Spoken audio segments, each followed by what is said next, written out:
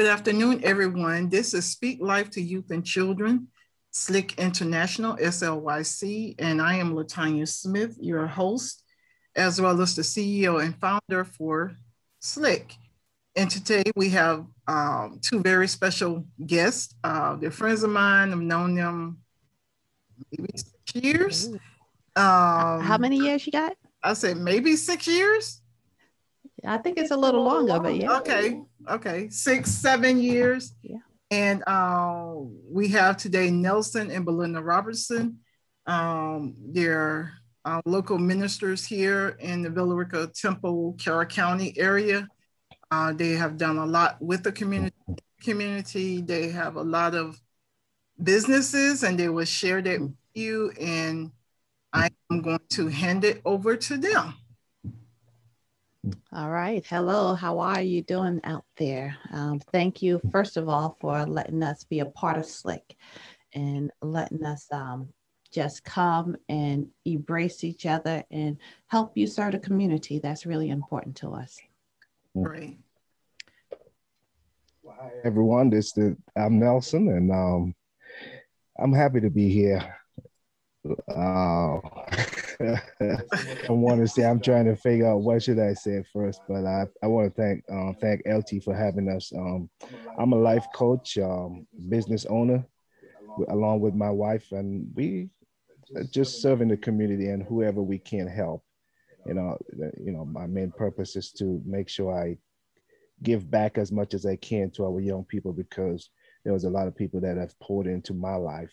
So I'm excited to be a part of this ministry. Okay, excellent. So I'm not sure which one of you are going to start first. I'm going to start first. I'm going to get the hard stuff out the way. Hard stuff. Okay. Yes, it's the hard stuff. Finances is very hard. And I contact you to speak about this because it's very important. I don't think there's anyone either on this call right now or will be tuning in later and watch the video.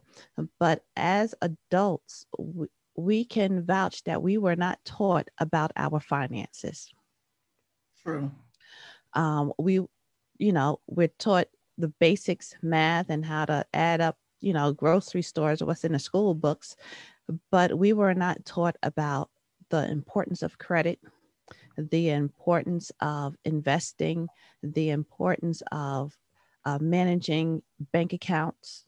And without having that basic knowledge in the way how technology is moving, our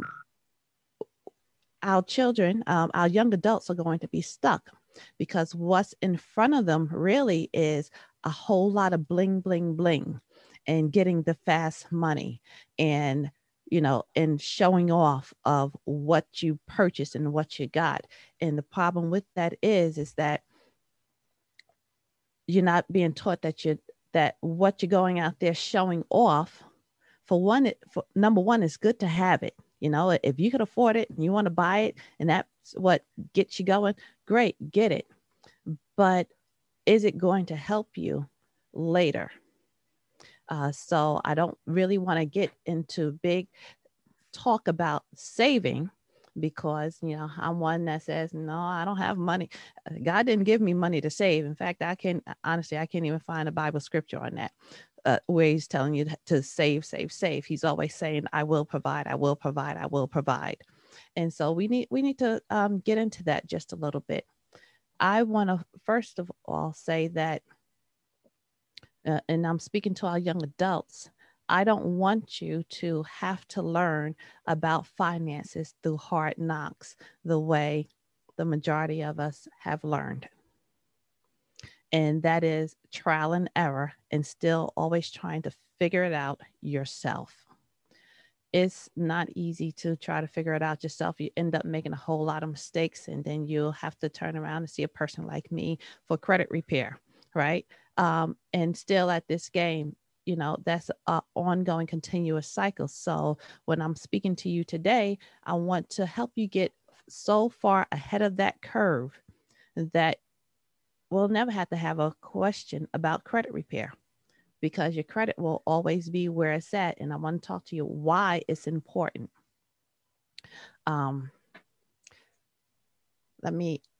Wow. I'm sorry. I just had a cross train of thoughts there. But when we talk about finances as a young adult, one thing that has to be on your mind is that when you go out and set your careers, okay, do what your passion is. That is so important. A lot of times we're in high school and all we know is we want to get a job. We want to get a job. We want to get a job. We want to get a job because we want to buy a car. We want to get a job because we want to buy a car, or we want to buy the latest sneakers or something. Our motivation for getting a job has been misplaced. When you are wanting to get a job, the first thing that you want to do, and this does have everything to do with finances, believe me, this has what you want to do when you first starting to get a job at 15, 16, or 17. Always have on the top of your list, what is your passion? For instance, my daughter Taylor, she wanted to get a job so bad. She dabbled around in fast food industry, and I had to stop and say, listen, you're a gymnast. You have a love for gymnastics. So go to a gym and see if they need assistance. And therefore, she started doing her passion and loving the heck out of it, that she never saw it as being work. And at the same time, she's having fun. The kids are gravitating to her. She's keeping herself fit and in shape and earning money. And the goal is not to earn money to buy the hottest car. The purpose is to buy money to buy a car if you have to, or even if you have to contribute, but get the car because you need to get around. But it doesn't have to be the new car. Right? It doesn't have to be the latest car. It doesn't have to be anything that you're putting yourself in debt for. Okay? Because here's one thing that I learned. I am a native New Yorker. And when I came down to the South, been here about 16 years. I've been in Georgia. Okay? So I was born in the Bronx, educated in New Jersey, settled in Georgia for now. I think I'm going to Florida. I'm going to bounce back and You're forth. going to Florida. You're going to Florida. But my mindset being up in the city was, everybody's renting. I had a car, but didn't need a car because public transportation was all over the place. But I was very loose with my money. I was very loose with my 401k. I was very loose with my stock options, but I never had anybody to teach me the purpose of it and how to properly use it and make it grow. And that's a big thing, to have your money growing and working for you instead of you working for it. Okay, so have your money, learn how to have your money grow instead of you working to get it. There's a big difference. And we'll have a little bit time afterwards to answer questions and go through that. But what I noticed when I came to Georgia, and I came to Georgia solely besides family, but my goal is that I decided that I wasn't going to work for another company. I wasn't going to work for anybody ever again. I didn't want to work for anybody. And I had a passion for real estate. That was my passion. That's what I was chasing. I left a job paying $80,000 up north to come to Georgia to just sell houses. They all thought I was crazy back in 2004.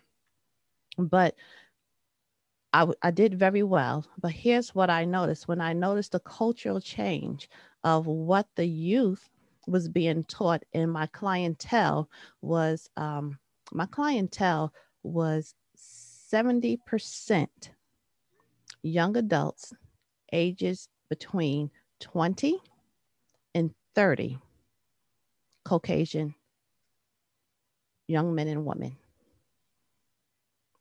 That's big.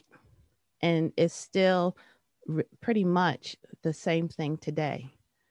And I noticed that where we were focused on rides and clothes and frivolous things.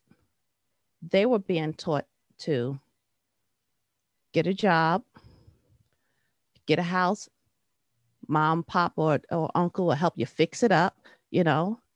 But where me being a city person, I looked at double wides and having land as country bumpkins, and you know the stereotypical mindset. And as I was working in real estate, I realized that, my goodness, they're being taught the right thing. They're being taught to purchase land first, put a house on it, and wash, rinse, and repeat. And we got nerve to be mad at them. And we're struggling to get our first house with jacked up credit because we don't misused what we had only because we wasn't taught. And that's my goal is I want to stop this trend, because although I'm speaking about what went on 15, almost 20 years ago when I came to Georgia, it's still going on today. My clientele is still ages 20, now probably moved to age 40, Caucasian. And there's a problem with that. You know, we have to redirect our finances. We have to redirect what we know about it. So as a young adult, I want to just give you a couple of pointers on, if you get a job, my first pointer was get a job that relates to your passion. If it does not, know that it is not your resting place, but give it 100%. If you're working at McDonald's, don't, and I'm not saying anything bad about McDonald's, but if you're going to work there, my daughter worked at McDonald's. I told her the same thing. Number one, the application did not come seeking for you. You went and filled it out. So therefore, if you go fill it out, you give it 100%, you take your money, and you do not go buy frivolous things. Yes, you get things that you want, but you don't have to get everything at one time. The next thing that I need you to do with your money is go get a secured credit card. Start building your credit. Have a brick and mortar bank account. I'm not talking about Cash App. I don't. I'm trying to think of the other ones. I don't know the other ones, or GoFundMe account. GoFundMe, Net Credit.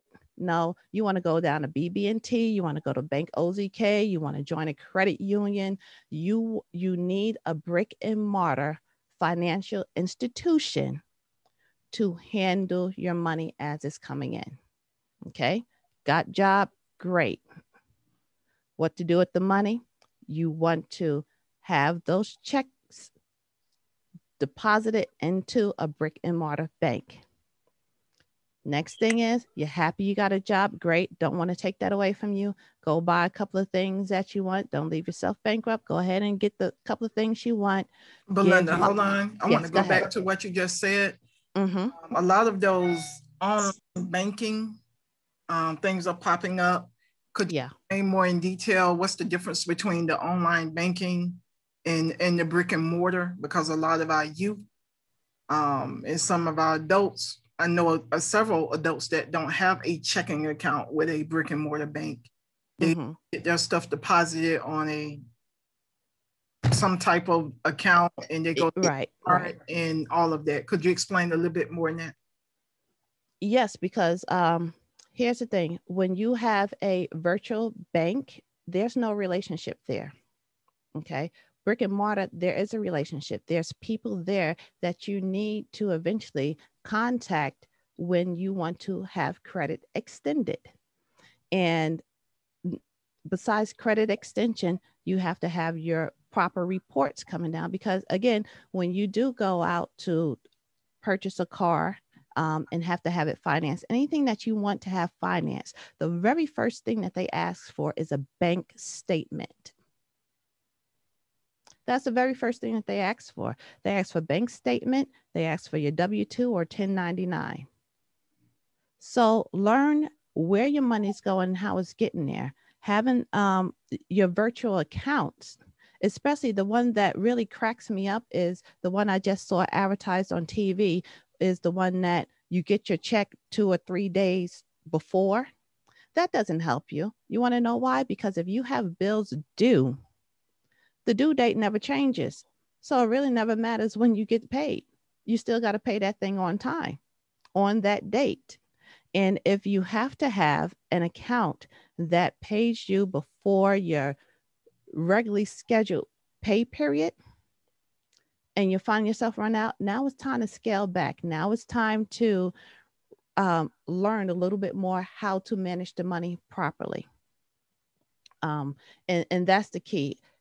Go to Dollar Tree and Dollar General, get a calendar. I get 3 of, I don't know if you're going to be able to see it. I get 3 of these every year. Every year, these full calendars. And I don't know if you can see it all, but I have all my bills, everything. I have it all in there on when's the due date. I have due dates in there. I got statement dates listed because it's all important. So my first thing is get a job. Yes, make sure the job is related to your passion as a young adult, because you don't want to lose what your passion is. Because and I know I jumped a little bit, but I'm going to backtrack. But I have to say this because this is something that's really important. When you already have a passion and you're pushed out there at a young adult to go get a job, what happens is the love of the money starts to get in the way of the passion.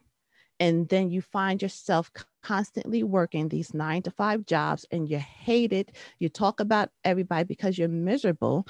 You don't like what you're doing, but now you're chasing the money and you forgot what your desire was. And your desire, your gifts will always make room for you.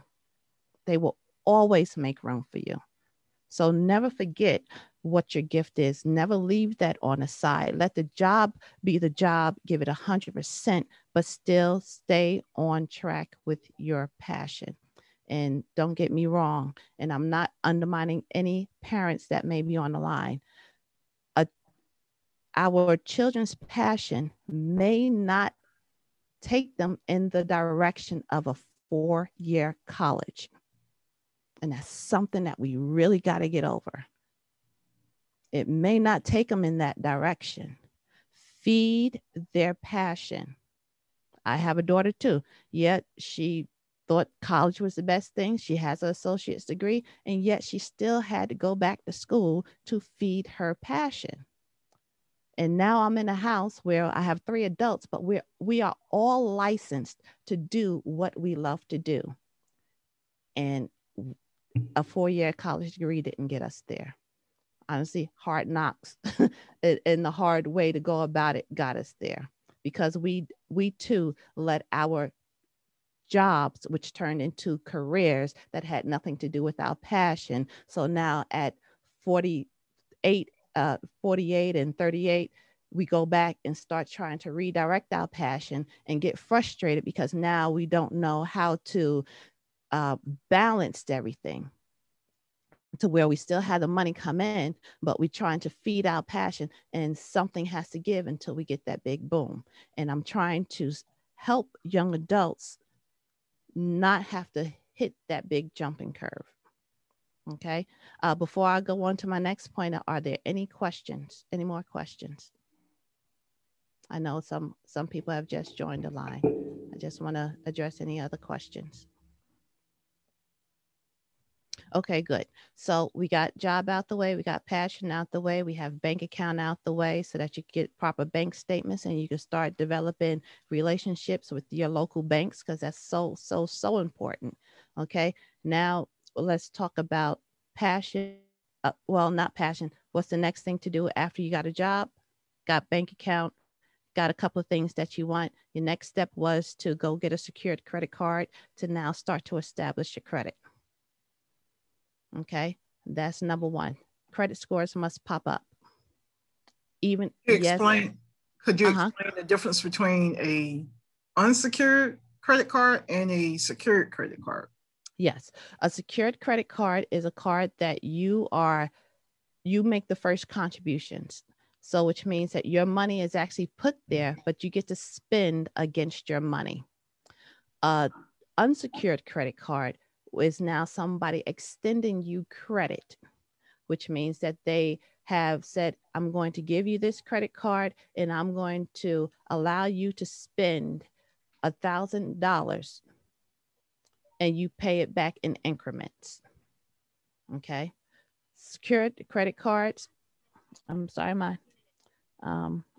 Bixby wants to talk to you guys. I'll turn her off.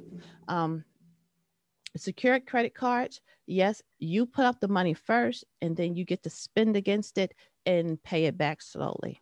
So no matter which card you have first, but what you want to do is always stay 30%. Don't spend no more than 30% of that particular credit limit. And if you do, you want to pay off as much of it by the due date, because you need your due date and your statement date is different. Your due date comes first. The statement dates will come 5 days after. And it's your statement date that makes the big, which is the big deal, because it's the statement date that gets reported back to the 3 credit bureaus. Okay. So as young adults, really, that is the biggest thing that I need you to do. I need you to start establishing your credit now. All right. One thing that that I wasn't going to hit, but I am, because of a post that went around social media that I have to address. And that post was, what happens when mom and dad has used child's name and messed up their credit? Yes. Okay. My young adults, I understand if you're angry when you find out that that happens, but the first thing I want you to do is forgive. And the only reason why I'm asking you to forgive and then learn what to do about it is because it was done out of probably desperation, and 2, didn't know any better. So you can't really try to lay down hammers on someone or something that truly did not know any better. Same thing with you growing up. You have disobeyed and made some mistakes, not because you wanted to be rebellious, only because you did not understand the consequences behind it. Okay. Hope that makes sense. Now, if you are one of those that have had their credit abused and it was not you, yes, that's technically identity theft. You have a hand. I'm sorry. You have a Jakar. You have your hand raised. You have a question, or you were just agreeing? I do have a question. Okay, go ahead. Like, how do you balance the idea of credit? Because I was told by I guess you would call him a mentor of mine growing up, was to avoid credit. I've gone my entire life without a credit card at all. Okay. I did have my car finance, so I did build some credit in that avenue. But so and listening and saying that should establish. So I'm just trying to get an idea of understanding the actual I guess the relationships, or how do you relate or compare correlations with credit, or the different idea points of credit. Okay. Credit is your friend. Love credit. Money is your friend. It's not the root of all evil. It's the ignorance of this purpose is the root of all evil. Okay. So yes, you have to establish your credit. You have to establish more than one trade line of credits. Okay. You have auto finance, which is good. You need revolving debt, which is your credit cards. You need those, and you, believe it or not, you need more than one, you need more than two, you need more than three, you need about 5 in your pocket. You need about 5 credit cards in your pocket. Okay, so you have to establish that, because what happens again when you go for that big loan. Okay. The biggest loan that you probably would be is either for business or for a housing. Your credit history is important because they want to see that you have been faithful in payments. And my husband and I, which is Nelson Robinson, you know, we thought cash was gold. For 10 years, we have been off the grid. I mean, off the grid, did everything in cash. We are so debt free, and we were happy to be debt free. There was nothing more just breathtaking and exhilarating than being debt free until we wanted to qualify for that big purchase. And even me as a real estate agent had a great awakening. They didn't say that we had a low score. We actually had no score. You hear me? Where I thought that my credit was probably at about a 5 because I didn't do anything. It's not that I misused anything. What was it? Almost 12 years ago, I filed bankruptcy, Chapter 13. So, you know, while waiting on stuff like that to clear up, I had no idea that it would turn into no score. I'm thinking that I'm sitting in the 500s. But when someone comes back and says, well, we ran your background and for this loan, and we can't approve you for a house because you don't have a score. Your mic's not on. Turn on your mic. Unmute. I'm on mute. I was just giving her a chance to do what she does best. But I was saying I was just whispering to her and making over $100,000 a year. We were making over $100,000 a year. And then when we go for that big purchase, it's like, you don't have no credit. We're like, we'll say what? In the 6 figures. But go ahead, babe, take it away. I just want to drop that in there. Yes. So we found ourselves having to go back and start from ground zero.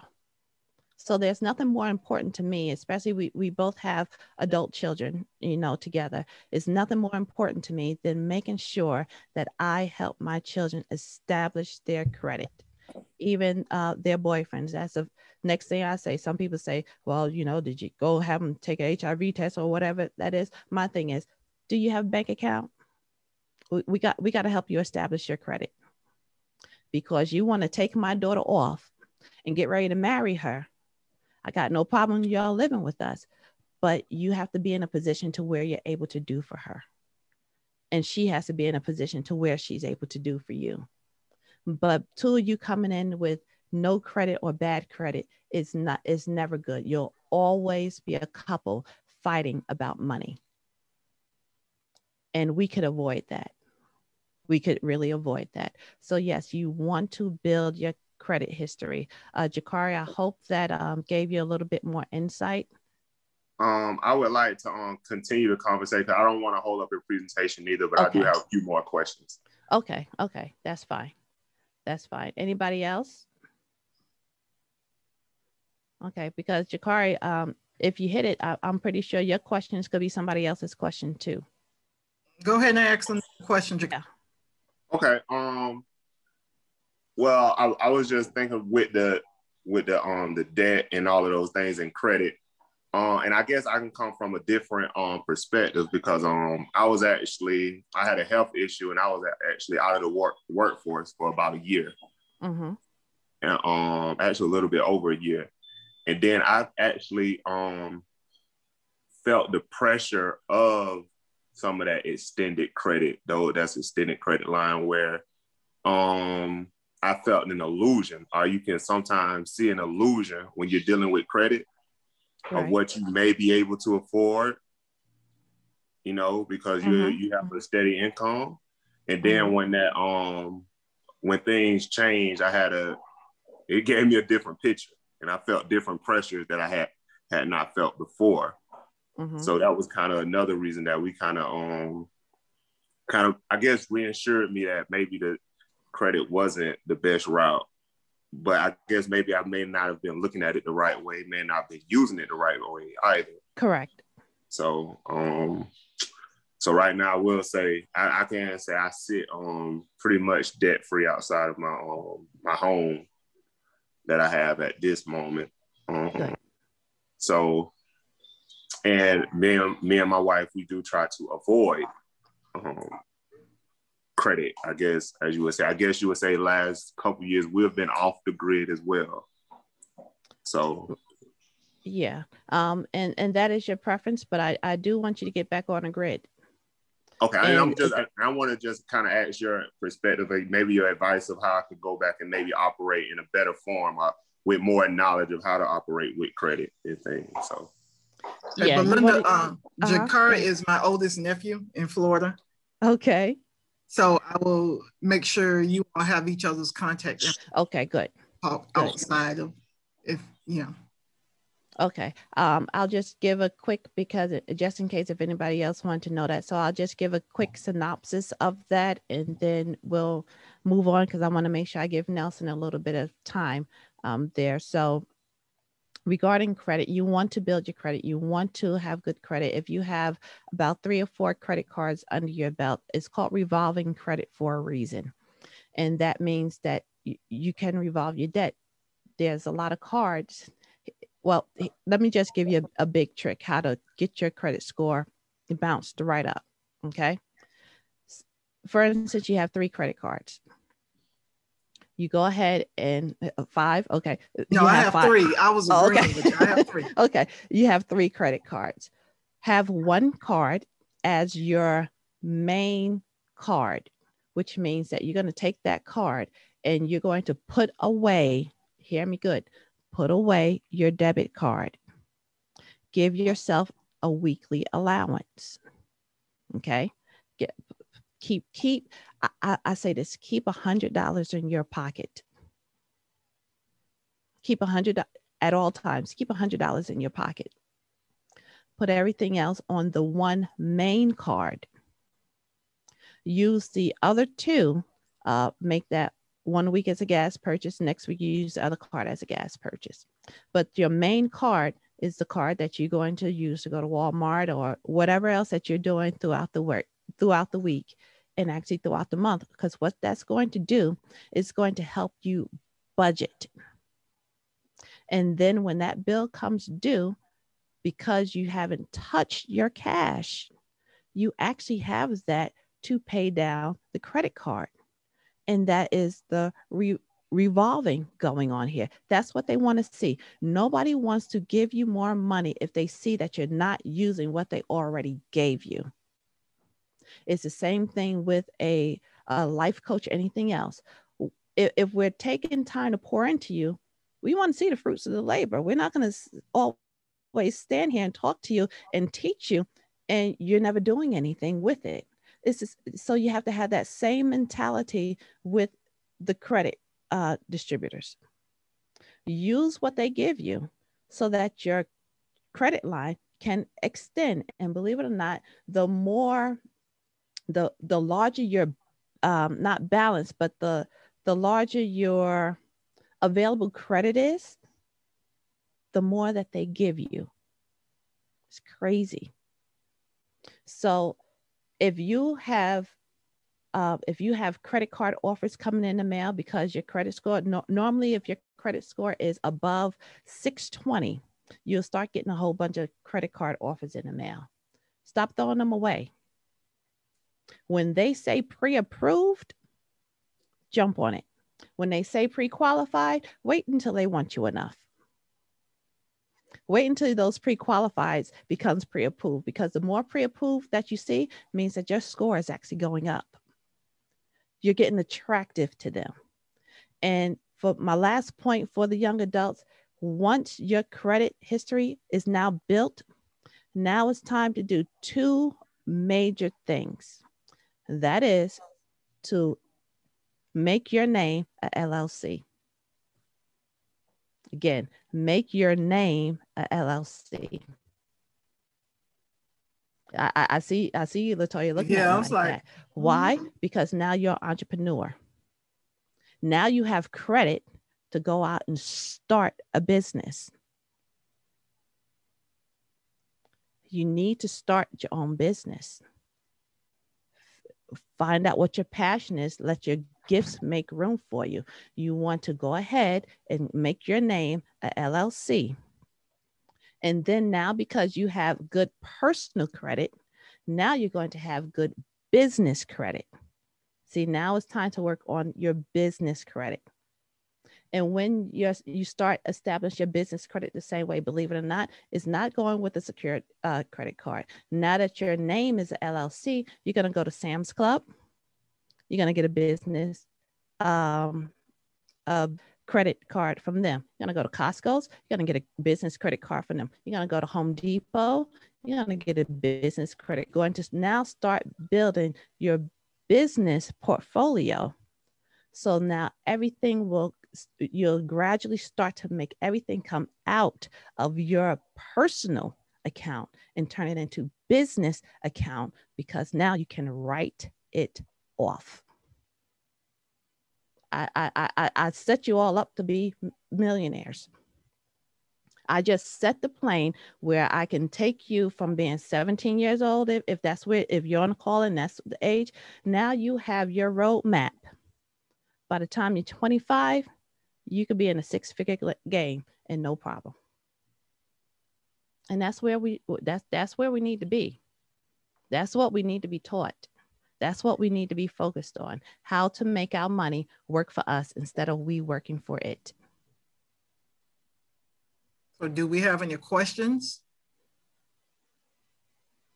Hey, Dave Justice, are you the baseball player? I'm just asking. No, ma'am, I ain't the baseball player. Okay. But you know what?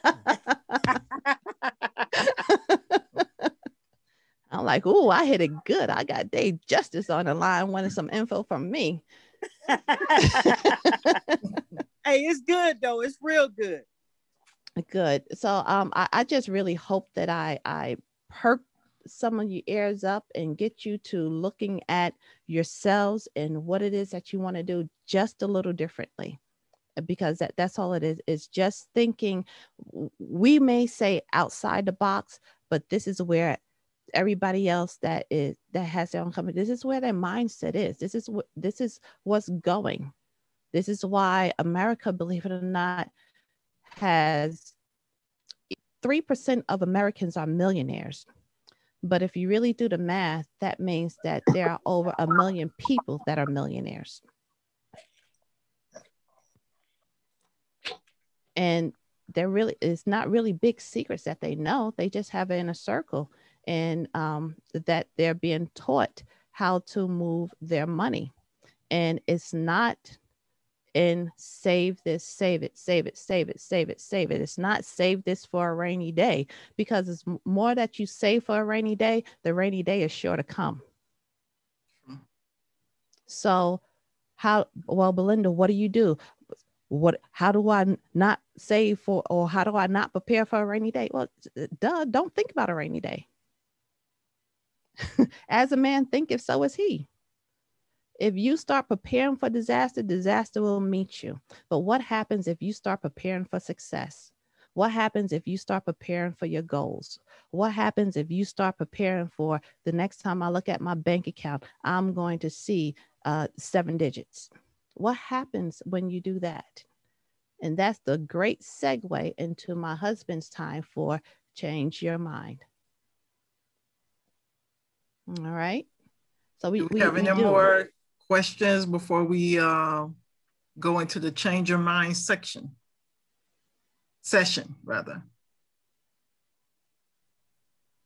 Okay, there will be some time afterwards to ask both of them questions, and go ahead, Mr. Robert. All right. Thank you, Dave. I believe you hit that out the park, and you could jump in at any time. Let's change our minds. Let's do this together. And I want to say this before I get into my topic. Will be change your thinking, change your life. And you have a quote on your real estate business that you put on. It's on the card, on the post. It says it's be personal, and that mean a lot to me. And for myself, as a young man working with grown men and young adults, They said, well, find your passion. And I'm like, I don't know. I don't know what I want to do. Find your passion.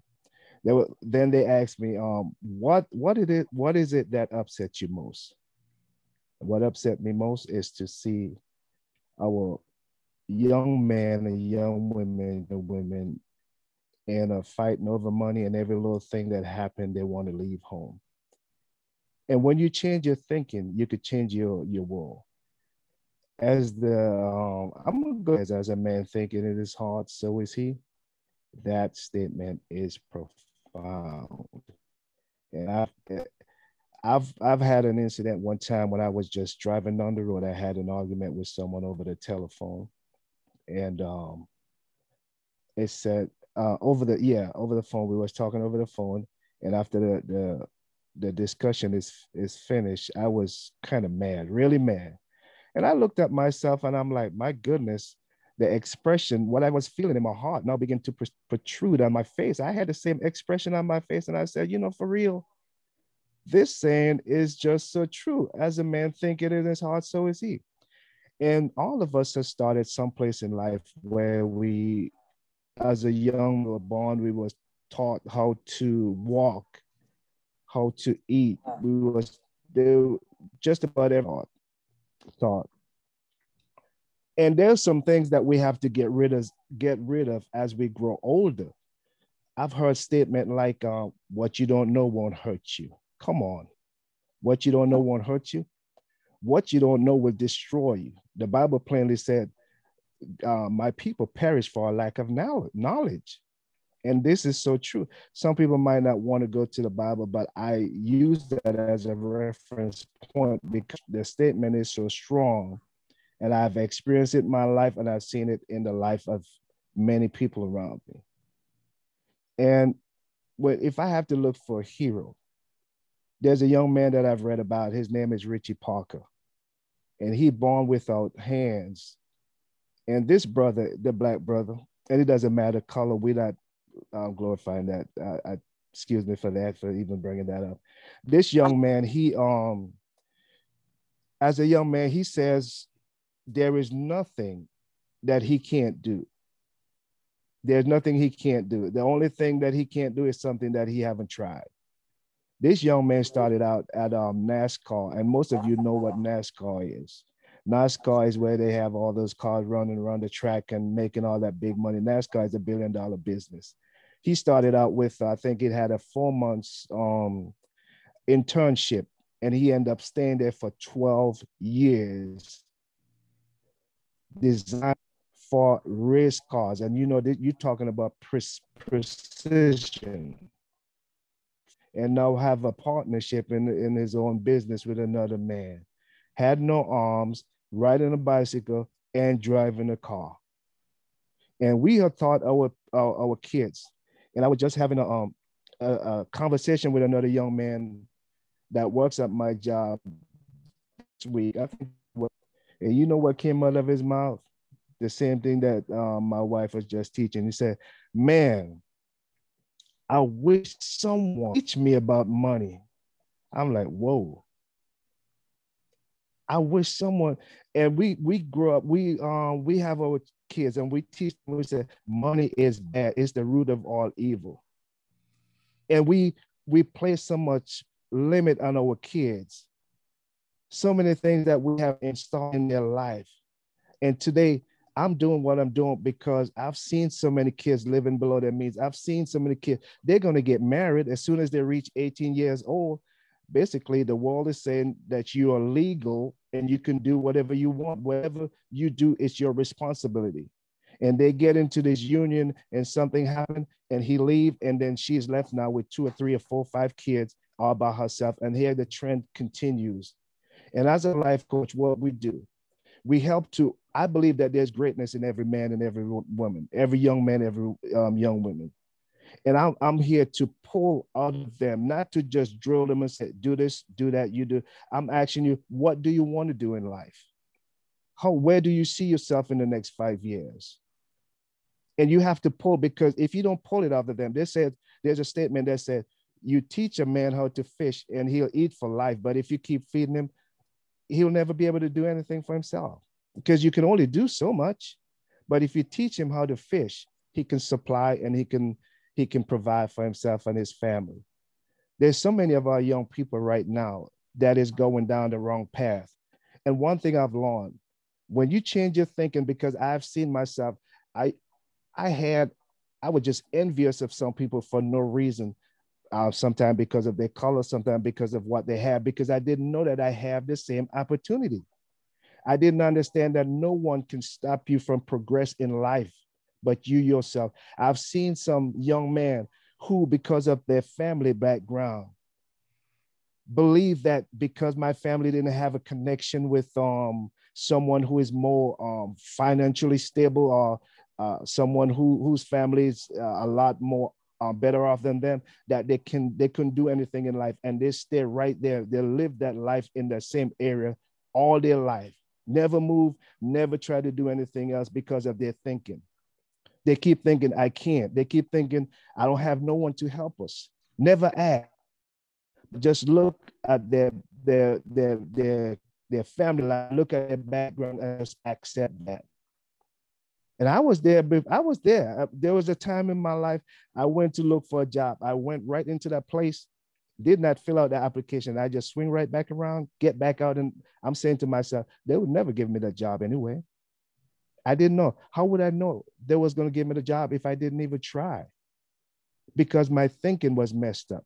But when I began to change my thinking, it changed my whole life. I began to see myself. There was a guy who told me when I wanted to start my first business, and I was asking, I was doing my research, and I asked a brother, I said, what do you think about this? I want to buy my first truck, and I want to go into business for myself. I'm working for a company, but I want to go into business for myself. And he keeps saying, man, all the responsibility that you're going to have, and you shouldn't go into the business because it's going to cost you so much. You have all that insurance over here that the company's paying you. Why don't you stay where you at? But guess what? He have his own truck for years. He sent his kids through college, living in the big house and doing everything. But he's telling me I shouldn't do it. So I began to look at the whole situation, and I said, wait a minute. If he can do it, I can do it. If he can do it, I can do it. So what is stopping me from doing it? I had to change my whole thinking. I have to change the way I was thinking, like, I have no connection. What's going to happen if my truck broke down? I have to get all of that out of my mind and begin to think positive. As my wife said earlier, if you continue to think about the rainy day, it's going to come. But if you're thinking positive about you are a success and you will make it, and they're going to be opportunity, they're going to be someone there that you can reach out to. This, as they say, like attract like, they're going to be the opportunity going to come. So I find out if I didn't change my thinking, I would have never make it to the next level, because I'm looking around and I'm looking at all my friends. Most of them, they don't want to do anything else. They just, I've heard friends that said, I don't even want to, that the wife wanted to do something like buy another house already been paid off for. They wanted to make another transition to go to another level. They don't want to do that. They feel comfortable where they're at, because they're saying, man, the credit and all these different things, I'm going to go back into debt and all these different, their mind already is on that level. They don't want to go beyond that. And when I look at our young people and I see the opportunity that is there for them, and they're being fed, I've grew up, I've heard this, sticks and stone will break your bones, but what I just can't stand that phrase, because it's just so messed up. Words will destroy you. The Bible says we will be held accountable for everything that we said. And what we sow is what we're going to reap. If I begin to declare prosperity over my life, if I begin to declare I am a winner, if I begin to declare that I can make it, I begin to believe that. And as I begin to believe it, I find myself begin to step towards that goal. But if I'm thinking to myself that I can't, if I'm thinking to myself, who's going to help me? When you look at the brother I just talked about, Richie Parker, Richie could have tell himself so many different things. He could have looked at all the obstacle that could have stopped him from getting to NASCAR, from working for NASCAR. He could have looked at all the obstacles. He could have looked at himself, well, I don't have arms. And he could have looked at himself, I can't ride a bicycle. This brother rode a bicycle and being riding bicycle without arms, driving car without arms. And so many of us, we sit back and we allow the things that other people said to us, like, you will never amount to anything. And we allow that to dictate our life. We allow that to mold our future.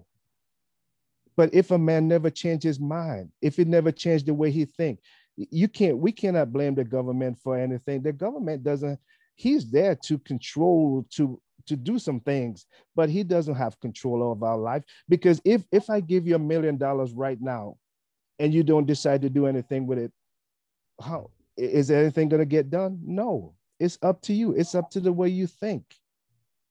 And I believe when a young brother can change his mind, when he could change his thinking, he would change his whole life, because he would begin to see himself different. He would begin to see himself as prosperous as anybody else. He began to see the opportunity that every other man who is successful in this life have, and take it and move to the next level.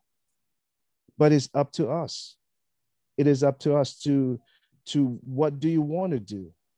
And I had to break that habit myself.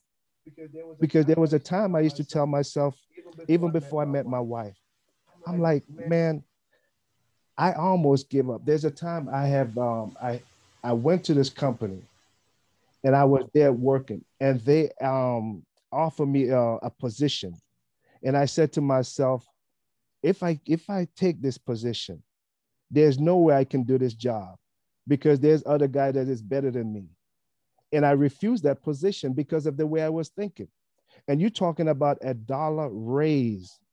And I refused that because of my mindset. And I look at other young men today, and I look at where they live at. I look at what they're going through in life. And I said to myself, I'm sure that there's better things that they can do if they could just change their thinking, if someone could just come alongside, and as a mentor, and to help them to renew their mind. But there's another brother. We look at Shaquille O'Neal. He has inspired so many people. Look at Evander Holyfield. And you know what Evander Holyfield said? He said, if it wasn't for Carter Morgan, if it wasn't for Carter Morgan in his life, and see something in him, that he would never be the person that he is today. Carter Morgan saw something in Evander Holyfield. He saw a champion in Evander Holyfield, and he came alongside this brother and told him, look, you're going to be a champion one day. And you know what he had to do with that? He had to receive that. He had to receive. If he didn't receive that, if his mind didn't change, if he didn't change his thinking, and Carter Morgan wasn't even black, and if he didn't change his thinking to say, well, he sees something in me that I didn't see in myself, and receive it and begin to do what that Morgan was trying to do for him, or tried to help him to do, he would have never be the champion that he is today. He changed his mindset. He went to that Boys and Girls Club. I think there's a lady that gave him a quarter to get in, because you had to pay to get in, and he couldn't get in, and they gave him a quarter to get in. And that changed his whole life. He said he'd never stop trying after that. So you can see how when you change the way you think, how it can change your life. But too many of us, we are stuck in the past. Yeah. We are stuck in the past. But before I got 3 points I want to make, three points I want to give before I'm finished up and let my wife come back to take some questions. Now, you guys have any questions before we go on?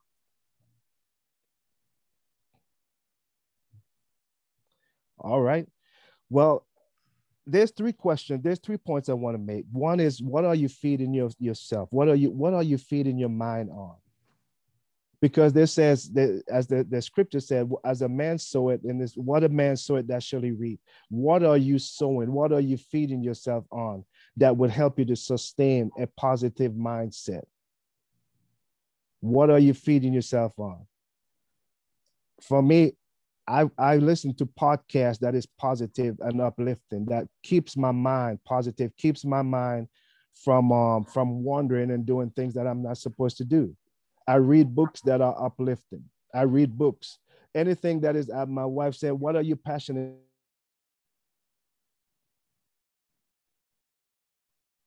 He's frozen.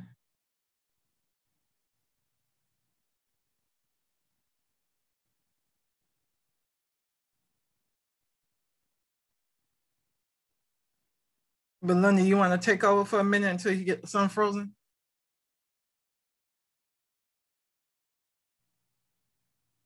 Okay. I think his computer was trying to, because he was still, I think his computer tried to go to sleep on him. Okay. Okay. Yeah, it's your computer, sweetie. Okay, but while he gets ready to come back, what he was saying was so important, and I was trying to cue him in to. Okay, you back on? Okay. To make his points there. So he's going to make his points, but one thing that I do want him to address is, and by all means, this is not for promotion, but people really need to know a reason for a life coach. They need to know a reason for opinion, paid or not. I mean, that's definitely what Latanya is, with life.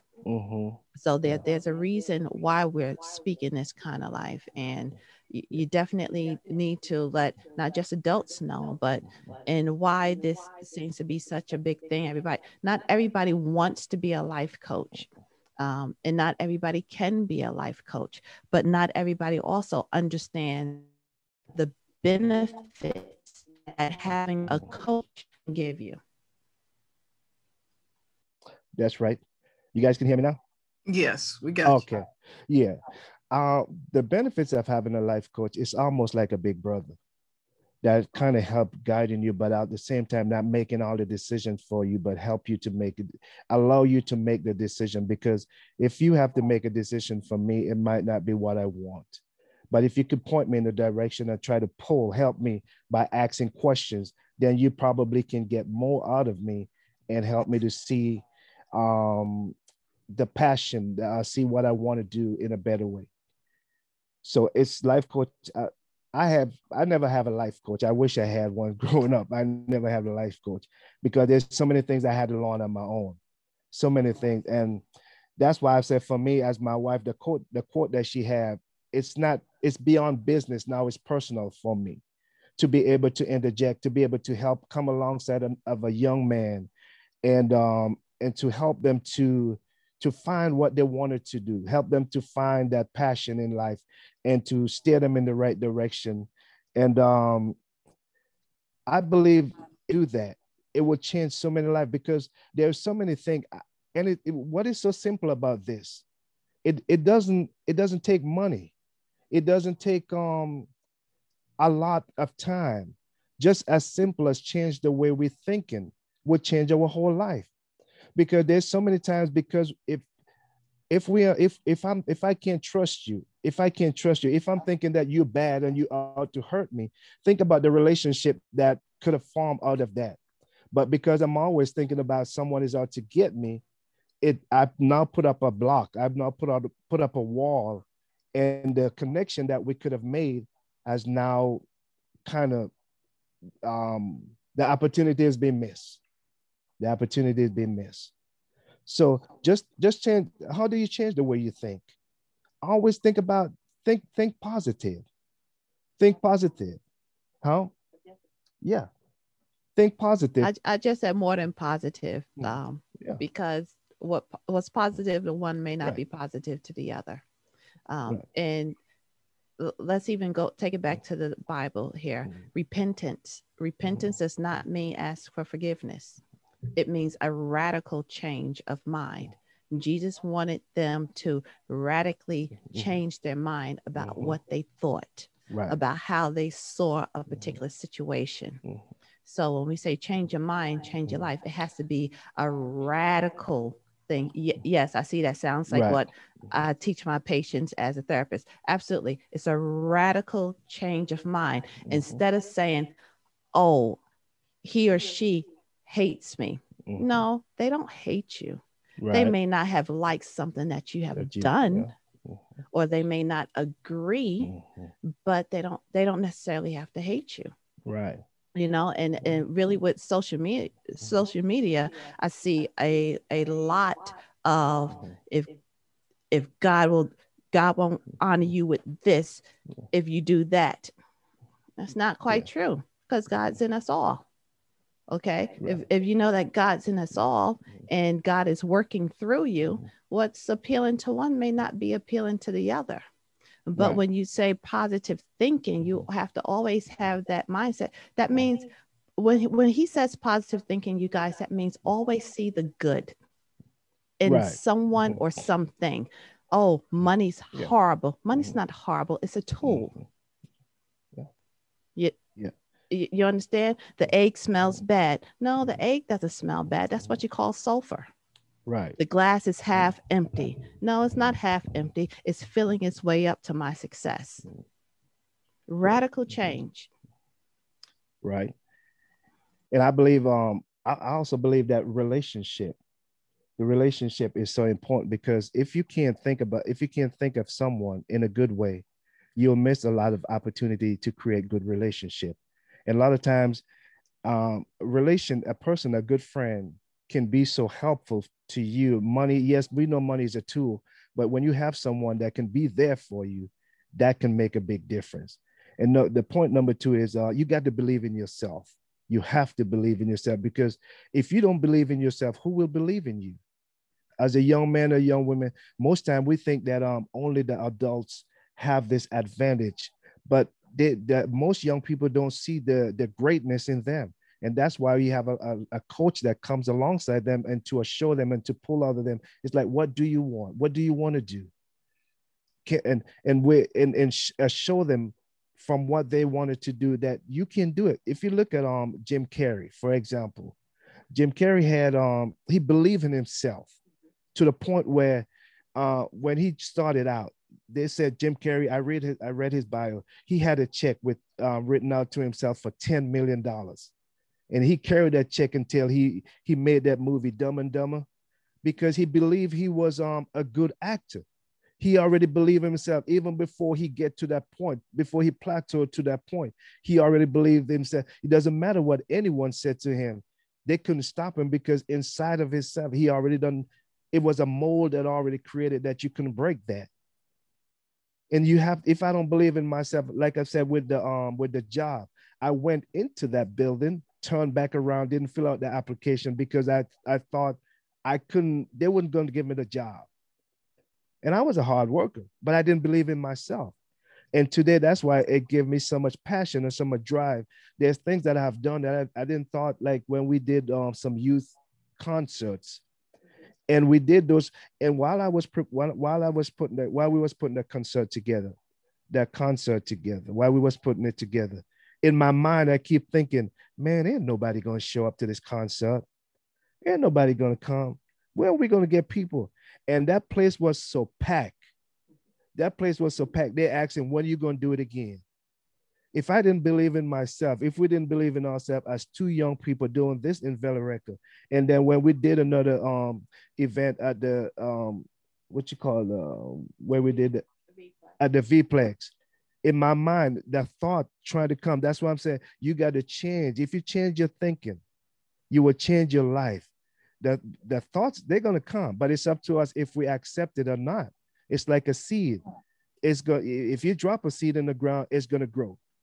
But if you don't want that seed, you got to kill it before it start growing. And in my mind, it's like, who's gonna show up to this thing that we call it the jazz and love and jazz? And there's so many people that show up to that event that was like, man. So you have to believe in yourself. And the last one is What are you going to do? What are you willing to do to get to the next level? Are you willing to listen to those that want to guide you? Are you willing to take the advice and not just sit on it, but to do it? Are you willing to overlook because I know him or her? I've seen them every day and they're giving me some wise advice. Are you willing to overlook that person and take that advice and so that you can move to another level? I believe that every man, there's greatness in every man and women. And I want to see every one of our young people succeed. And that's why I do what I do as a life coach. I don't have to do this, but because I have a passion for it. And I've been there, done that, and started our own business, made over $100,000 a year. Didn't even know I didn't know I was a true businessman. I didn't know until my wife pointed out one day. I said, well, I want to make 6 figures one day. My wife pointed out, I said, but you're already making 6 figures. What you talking about? But because of my mind, I couldn't see myself doing that. I couldn't see myself there until my mind had to be renewed. My thinking had to be changed. I said, wait a minute. We're making 6 figures. We're business people. And we're starting more business. But I had to change the way I think, and it changed my mind. And you know something, I got to calm down I get passionate about this. I get passionate because I'm concerned about being there, I've done that, and I can't stand they're teaching you, but sticks and stone won't break your bone, and what you don't know won't hurt you. It will destroy you because God's people perish because of a lack of knowledge. You got any questions that you want to join in? Anybody have any questions anybody have any questions for Nelson or Belinda? Any comments? I have a couple of questions, but I want to give someone else an opportunity or a chance. When is Jazz returning? When is Jazz returning? You know what? Let's say, you want to put on the calendar for June? June? Yeah. Yeah, we can. Yeah. Let us figure it out and let's do it, because we've been talking about trying to do something like that again. And now that everybody's ready to get out and get some things going, I can't say that I'm cooking this time, but let's see if we can put it together for June. Anybody else?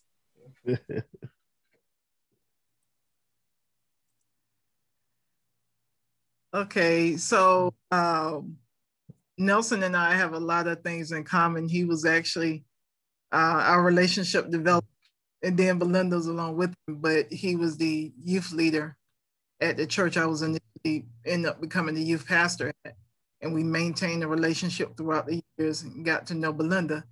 And she is the sister of our secretary for Slick. So it's all a family thing.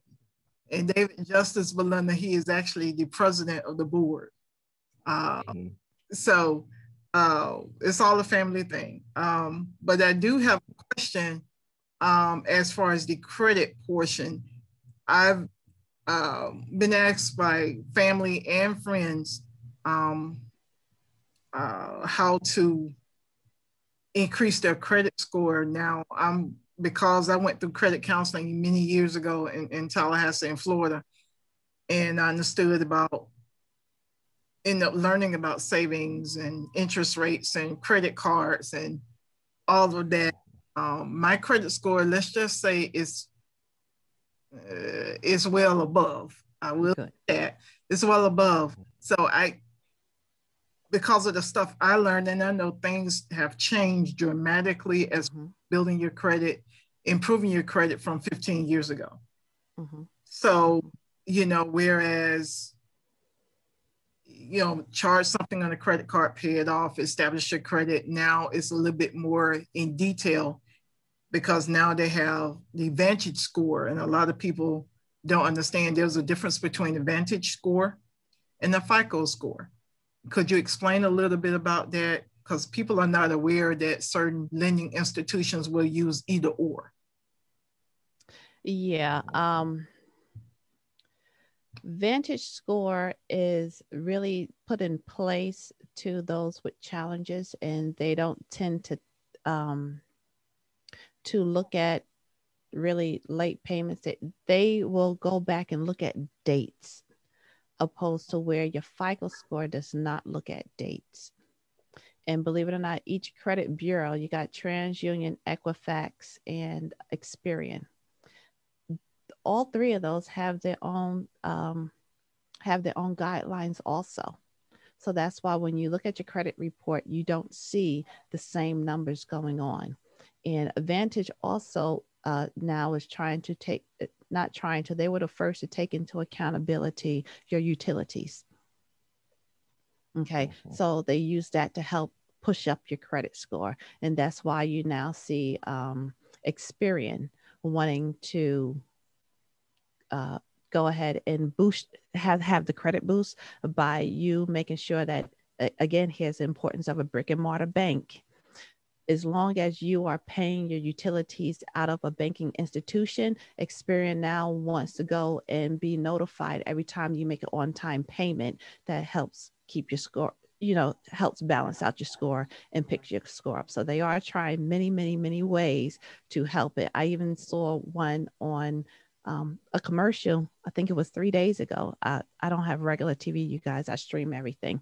But the commercial popped up to where now, who is it?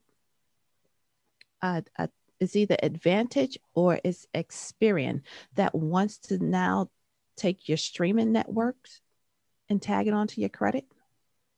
You guys, $10 a month is not gonna do anything. Showing that $10 a month coming out of your bank statement is not really going to boost your credit. But see, they're trying to now find other different trade lines of credit to boost up your score. What's never going to go away is your revolving debt, which is your credit cards.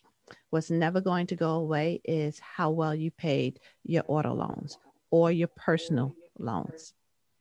And I do implore everyone to try their best. I understand when you have to, but please try your best to stay away from those personal loans. To do your best to stay away, because the finance rates are outrageous and you're going to pay off the finance charges before you even touch that principal. And the difference is though, yes, they give you the money, but they're going to collect all their money up front.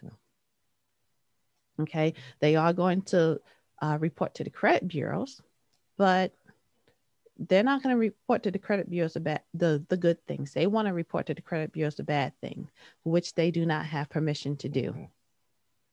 Okay, so now this is beyond the youth now. This is actually going out to the adults that they have. The Credit Act of 1978 actually says that the Fair Credit Act, which is why I got into credit restoration, actually says that nobody has permission to put delinquencies onto your credit report. So you want to know how to boost a credit score. The first thing that you need to go after is going after anybody that has put a late payment on your credit report. Go after anybody that any accounts that have been put in collections, including medical and student loans. You want to go ahead and file disputes to get those off your credit report. Any derogatory things have to come off first. I'm not saying don't pay your debt. I'm saying these things have to be removed off your credit report in order for your score to go up, because it doesn't matter how many additional credit cards you get, as long as there's still derogatory things there, your credit score will not grow. And those that don't have all of those things, especially a mortgage, you want your rent to be reported. If you pay rent, I don't care if it's the auntie or uncle or a big institution, if you pay rent, that rent payment needs to be reflected onto your credit. Has to be. Yeah. And I will add, I hope that the young people, that they are taking this seriously too, because like we said, they we up and then we want something in life, and then you might want to get married, you might want to, you meet the love of your life, you want to get your own place and take care of your family. But it's hard when you are so limited, and there's that people are where they're at not because they want to be there, but because that's what they looked have at for right right. now. They looked at it as a Yeah. number. There's nothing worse. I tell my our daughter Courtney this all the time. There's nothing worse than going to apply for something and being told denied. Yeah. But if I can help avoid that, then we're all good. And that's what I'm here to do, to help avoid you ever seeing that word denied. Yeah. So you got clean up all derogatory things off your credit. That's how you're going to build your score. And then add tray lines of credit is also how you build your score. But when you start pulling those derogatory things off, you actually see your score go up at least at the minimum 20 points. Okay, but I do have programs in place. Credit my information to be up if you don't want to do it yourself, or if you need help. I do have a program that will help you take care of all that. Any other questions? I know you said you had a couple. No, y'all answered a lot of what I was going to ask. Do we have any questions to the ones on the line? On the call, Selena? Yes, I do have a question, and please forgive me if I may be repeating something that you've already covered. I'm in the process of traveling, so I'm getting bits and pieces of it. But I have a 20-year-old daughter that's trying to establish credit. Mm-hmm. And of course, when she's going and she's applying, because she does not have anything established that they can refer to, she's being denied. One of the things that we were recommended to do was to put her onto one of my credit cards. Yes. And from doing that, that would also build her credit. Is that true? That is true. That is true. Yes, you can go ahead and add her. Again, it's long as your credit score is where you like it to be. Mm-hmm. I caution everybody, yes, that is the right thing to do. But if your credit score is nice and high, is in the good rating, I should say, because you got good and you got great credit. Okay, so as long as it's on the high side of good and on a very, very good side of great, yes, add her to it. If it is not, it will hurt her. Okay. It will hurt her. So what she needs to do is go and get a secured credit card. And I do need to warn, not everybody will approve for a secured credit card, but my company will. It's guaranteed that she'll get a approved secured credit card. Okay. Because right now I'm sorry, I'm about 730 right now. So okay. I think that's pretty good to help her. Yes. Yes. Okay. Thank you. You're welcome. Belinda, if you want to type your contact information in the chat box, for those who may have pencil and paper, y'all can write her information down. Yeah, write me a check. You was right. Those who have my number and y'all wish to have her contact information, I can send that to you, or you can contact me via the website as well. Anybody else has any questions? Yeah, look, I got a question. For our young adults, I know you said this. How do they, because these young adults now, because it seems like when they get out there, they just can't afford to be out there. They make it so hard for them, it seems like. But what I'm trying to say, how can they get their rent put onto their credit? So, if they're paying their rent on time, that it shows up on their credit. I know they'll send them to collections if they don't pay. That's right. How do they get the good stuff on there? Okay. The company that I'm partnered with, we have a program called Credit My Rent. Okay. Okay. And I can go, the company can go 2 years back. It could go 1 year back, or it could start this current day. Okay.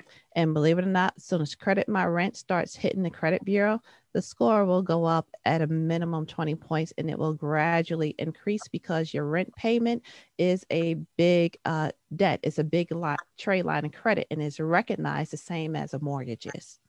Okay. So if you are a rent payer, you need to have your rent. You need to have your good rental history reflected on your credit report. That is a must. Yeah, I think that is awesome because we got a lot of young adults that are out here now. They're paying their rent on time, their rent, but they're not getting the credit for it. Correct. And that's exactly, thank you for that. That's exactly why I'll ask LaTanya to allow me on the call, to allow me on the conference. That's awesome. That's awesome. Do we have any other questions?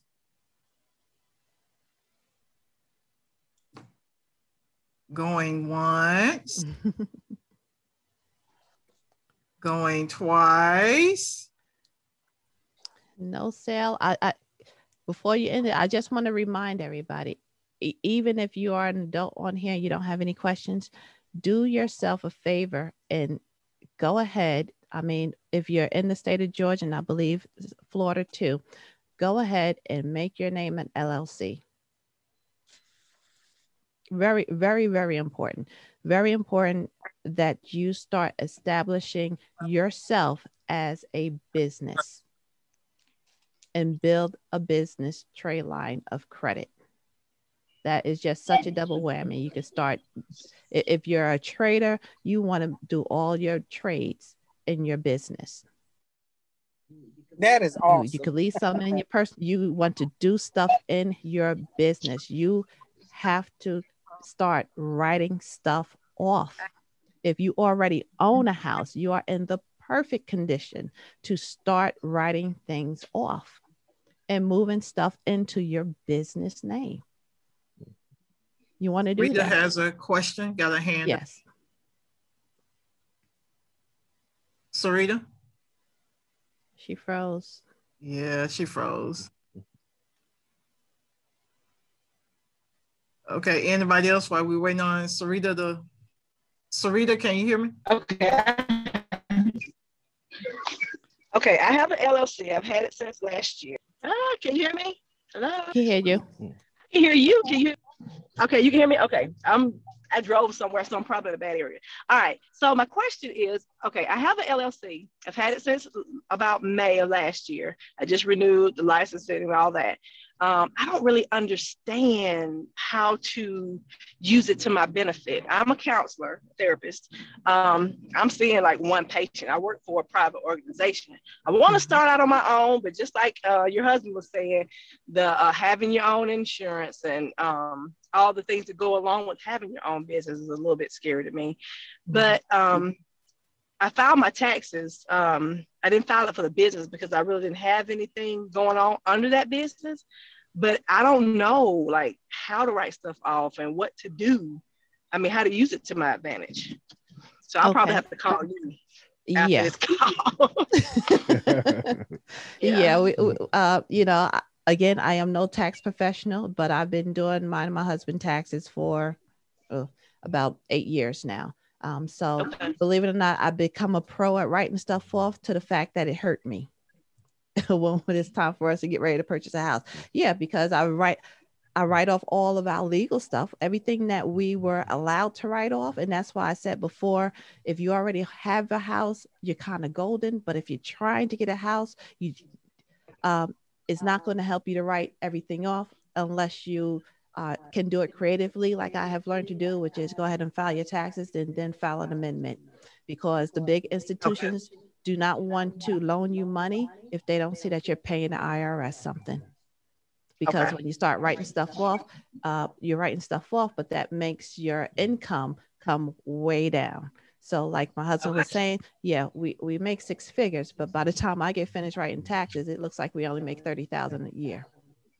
But it's not illegal. Right. Okay, I want to say that. They do it. I'm just saying, they do it. They do it. You know, he drives a truck, and this is why I tell everybody, he drives a truck. By the time I write his fuel off, yeah, it is going to go down, because what people don't know with truck drivers, this man goes out every day, 5 days a week, and he spends $75,000 in fuel. Wow. Why can't I write that off? And I want a house. If I want a house, I can't write that off.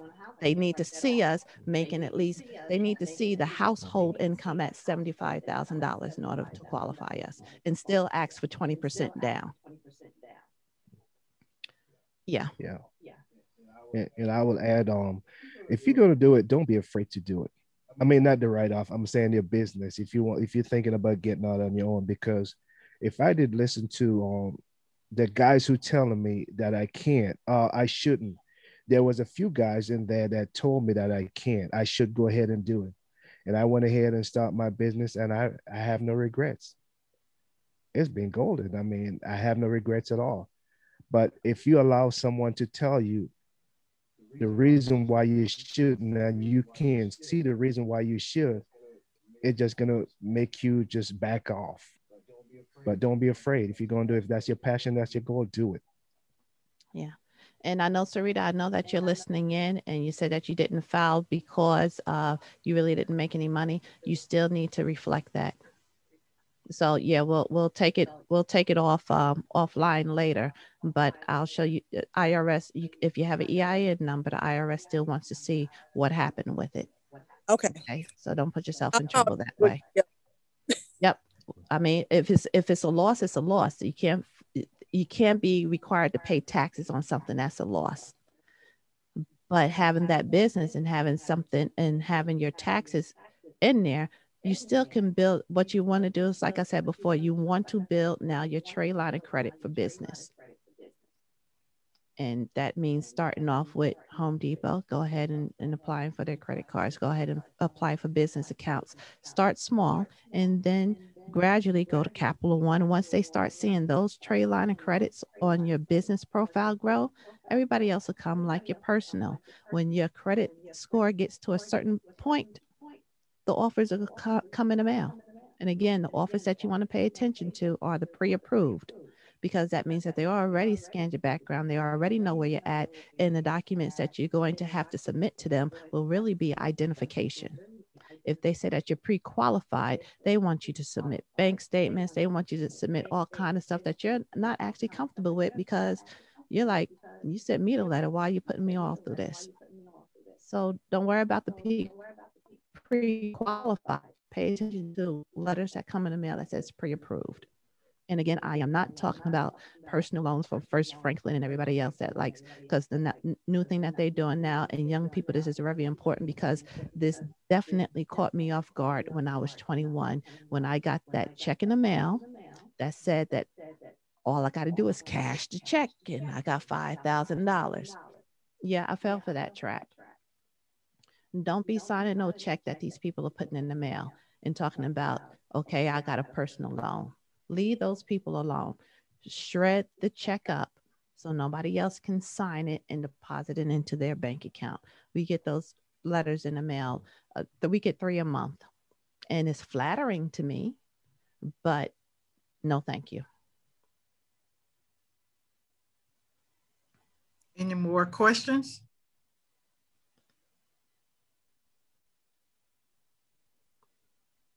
Well, this has been an awesome session. I want to thank Vincent and Belinda Robertson for taking their time to speak life into our youth and young adults and children, and some of the adults online, and sharing information, some of which I didn't know. Their contact information is in the chat box. But if you all want their number from me, for those who have my phone number, text me. I will get that to you. They're both on Facebook as well. Yes. And they have, go ahead and get shout out to your companies, your business. Oh, there's a long list. I'll go first. Well, I'm a realtor at eXp Realty. I am licensed here in Georgia and are waiting on Florida to go ahead and approve. I'm still waiting on Florida. Florida, y'all slow, but I'm waiting on Florida to approve my licensure. I also have partnered with Financial Education Services, where I help do credit restoration and financial literacy. My personal business is Tinwit Butters. I do hand make my own body butters and lotions. Now she has an awesome lotion that I'm actually done placed the order. I think is, what is it? Honeycomb vanilla?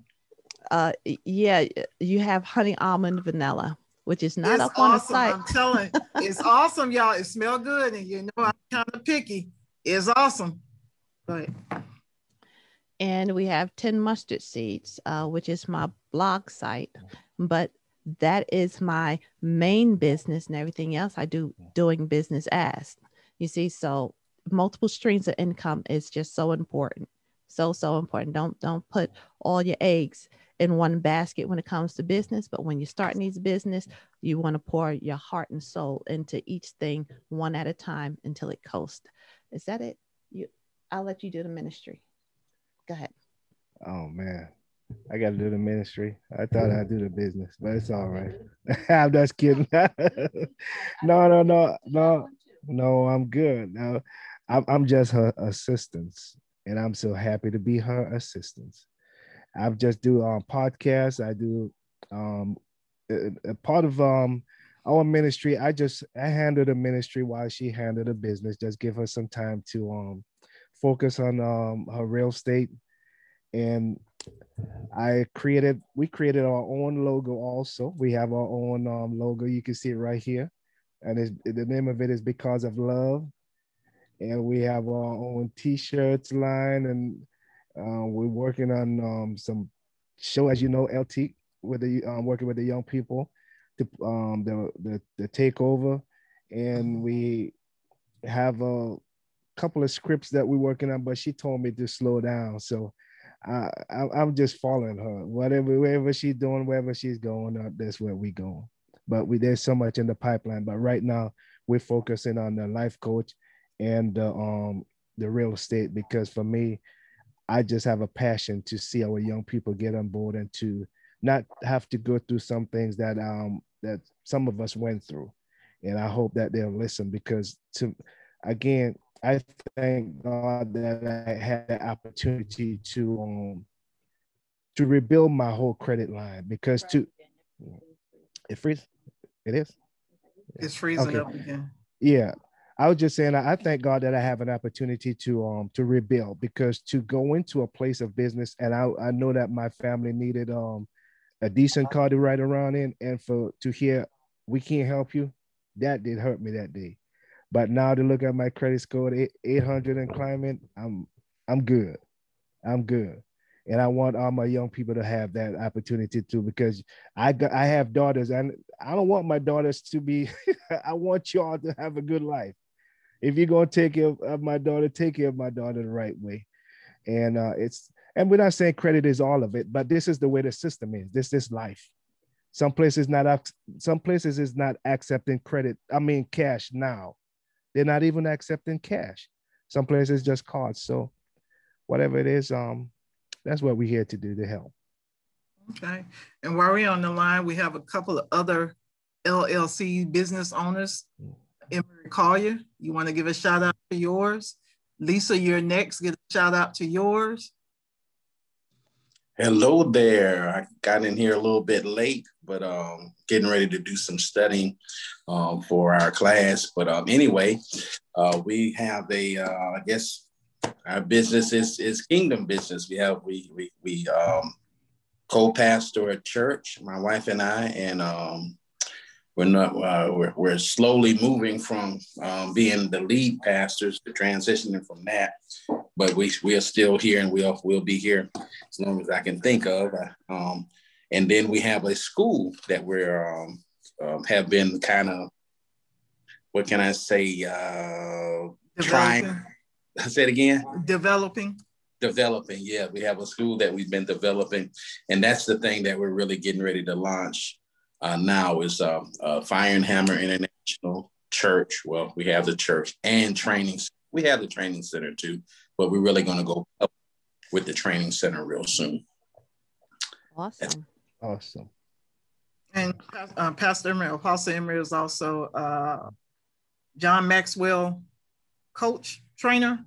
Yeah, speaker, trainer, coach. Okay. Awesome. Mhm. All right, Thanks. Lisa. I think she's still mute. Unmute your mic. Unmute yourself. Lisa, unmute yourself. How's that? Okay. All right. Lisa. Hey, everybody. Hey, guys. Hey. So Miss Latanya understands and knows that I've been an entrepreneur for many years. I have several business lines, and now I've created them all under my LLC, which is Lisa L. Wiggins Enterprises. Mm-hmm. And so under that, I have Lisa LaShawn Music, where I produce original music. I have Well Heart Publishing, where I author my own books and also can help you publish yours. And Golden Path Financial, where I am a certified financial education instructor, and I help youth, businesses, adults, like Belinda was saying, with financial literacy. That is so key. We weren't taught those things going to school, and we learn from the school of hard knocks through trial and error, how to manage credit and how to manage money. I think that's it, Tanya. Oh, I have a nonprofit as well, Sooner Outreach Ministries. So that's my gamut. And Lisa will be on. Well done. She don't know yet, but she'll be on toward the end of the year. Well, that's for Slick, awesome. But it is coming. But anybody else has any businesses, LLCs, or things they're getting ready to start? It's the time to shout it out right now.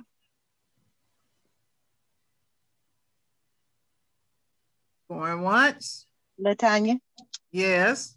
Hey, this is Selena. And hey. Of course, this is not a LLC, but we do have a nonprofit organization called God to Me to the World Ministries, which is also called GMW. But we are connecting hearts for life. And what we focus on are children ages 12 to 18, just kind of helping them to put the puzzles of life together.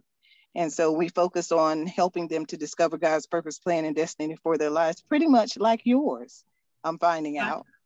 And then helping them to make sound decisions based on biblical principles, choosing a career path, helping in their communities, and looking at scholarships for them. We've been in business now going on 3 years, and we are looking, to do whatever we can for our youth. We want them to be prepared.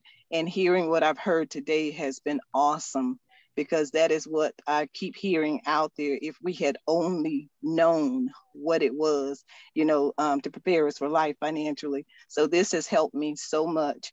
And hopefully we can get them on to talk with our youth as well. Okay. So I love appreciate you, and I appreciate the opportunity just to be able to hear you guys. So thank you. Okay. She cut herself off. I want to say she probably gonna get mad because she's starting it. My sister, Keita, she has started making wreaths for people. She has posted a couple of items on Facebook. So she's an upcoming, soon to be LLC. Keita Carson, hope you heard that. I did hear that. Thank you. So, but anybody else? I know the Justice family was working on something or is working on something. I don't know if you want to say anything about it just yet, Mr. Justice. Still in the works, coming soon. All right, still in the works, coming soon. So if there's nothing else, I want to thank Nelson and Belinda for their recent partners with Slick. They are the ones that have been providing the food boxes that y'all been seeing me deliver. At 25 yesterday, I got rid of most of them. So I got about 6 more to deliver. So their ministry is Faith to Faith Ministries. I give them shout outs periodically. So you're going to be seeing pictures of them periodically. And so this is the Slick family. We want to thank you all for joining in and chiming in and participating. The link for the video will be on YouTube shortly. Please share the information that you received here today. Please share our information about our website, Facebook, Instagram, Twitter, LinkedIn. I think that's everything right now. My name is Latanya Smith. I'm the CEO and founder for Slick International. If you would like to donate, you can do so through our Cash App, $Speak, SPEAK, the number 4, all caps SLYC, SLYC, or you can donate through our website, www.slickinternational.com. But thank you all so much. This has been awesome. It's been a lot of great information. We will have them probably again toward the end of the year or somewhere around that. We are planning some other things. It's just, you know, working around this pandemic. So we're just trying to do what we do. But if there's nothing else, again, thank you, Belinda. Nelson, you all will get a t-shirt. Oh, the next week or so. We working on that. Our having problems getting shipments in. okay. And since you mentioned t-shirts, can everybody see Nelson's t-shirt? Oh, Yes. You may want to stand up. Says favorite by the Messiah. That is also on my website. If you guys will go ahead and put your information into chat, just your name and phone number for right now, and then I'll collect that, get your mailing addresses. I want to go ahead and ship those out to you. See how good y'all get blessed? Y'all get blessed with the t-shirt. Hallelujah. yeah. So please, before I shut down, everybody chat their name and phone number in the chat box. So text their name and phone number in the chat box so that she will have it. LT. Yes, sir. Well, I just wanted to say I've been seeing the glory of the Lord on you in Facebook, and say, look, the lady's looking mighty good, looking stylish and everything. Just wanted to give you a shout out on that. Okay. Thank you. I've been getting a lot of something's glowing. What's going on? Who's making life type questions lately? I'm like, okay, nobody's just. But I rubbed off on her. I always say happiness is my nature, and it's not conditional. All right, it's my nature. So I'll just keep popping up on her doorstep every week. I'll take credit since you don't know where to put it. Y'all so funny. Y'all are so funny. She's the one that put me out on Facebook about only getting a couple of slices of cake. So y'all know. Y'all know. They know that's why they agreed. Y'all know she be sending 1 and 2 slices, and I got a family of 5. Everybody want a piece. Yeah, that ain't gonna work. Just won't work at all. So for anybody else, the information, I can get you the rest of the numbers. Yeah, I was just going to say, I realized that a lot of people are driving. Are driving. Yeah. Okay. So if you just I'll get you that information, and I'll get those shirts out. Okay. So if nothing else, thank you all again. We will see you all soon. We will have another class the first Saturday in May. But also I want to put this out there. If you all don't want to receive all the texts from me about upcoming events for SLYC, let me know via text. I got a couple of people that said, could you take me off your texting list? I said, okay. So I understand. But anyway, you all have a great day. I got to do some studying because I'm supposed to have class this evening. And I haven't studied yet, so let my pastor know I haven't studied. But thank you all again, and we will talk soon. Bye. All right. Thank you. Thank you guys for having us. Thank you. Right. It was awesome. Yeah. Enjoyed it. Yeah, was good. All right, I got. Bye-bye. Bye-bye. Bye-bye.